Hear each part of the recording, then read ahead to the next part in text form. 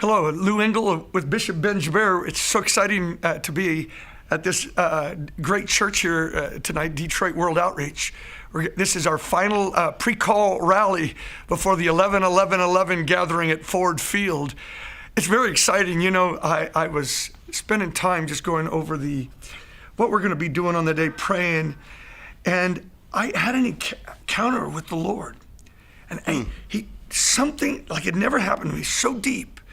And he showed me how much he loves when his body is together, multi-ethnic, all the company, all the people coming together. I began weeping, and I felt how special it is when brethren come together in unity. I know this is your main message, or one of the main messages. It's a big message for DWO. It really is. You know, we're the church for all colors, and we wanted to be in the very last section of the gauntlet before the call, because, you know, tonight we want to really give God praise, give God worship. We want to catch his mind for any barriers that are standing in the way spiritually between now and 11-11-11, and we want to go at those things. Yeah. We really want to go at them, Lou. And I have to tell you, thank you so much for being the catalyst for this in Detroit. I mean, I know that the Lord gave it to you, but I sense the Spirit of God on this.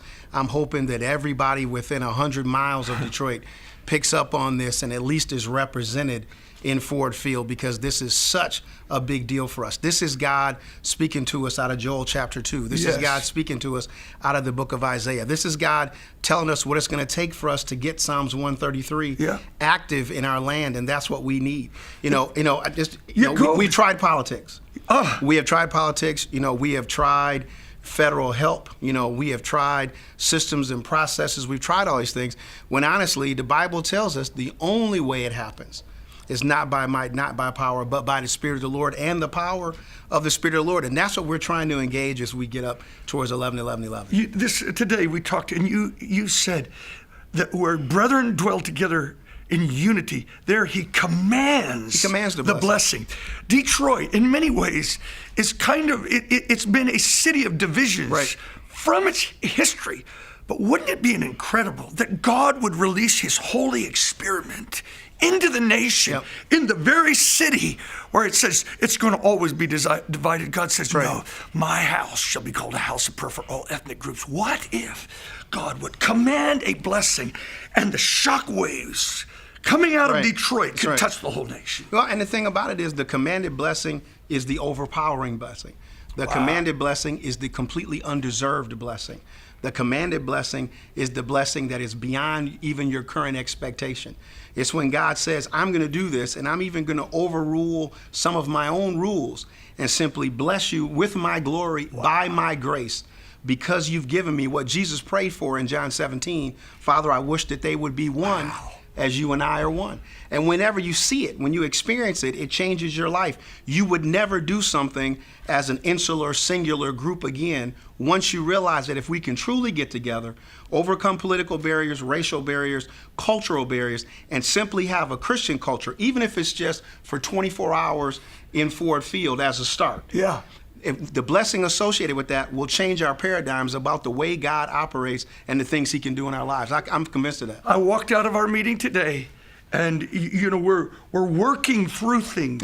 And suddenly the Lord just spoke to my heart. He said, you're kneading the dough. That means dough doesn't become ready for it to be a loaf. Where Paul said we're one loaf.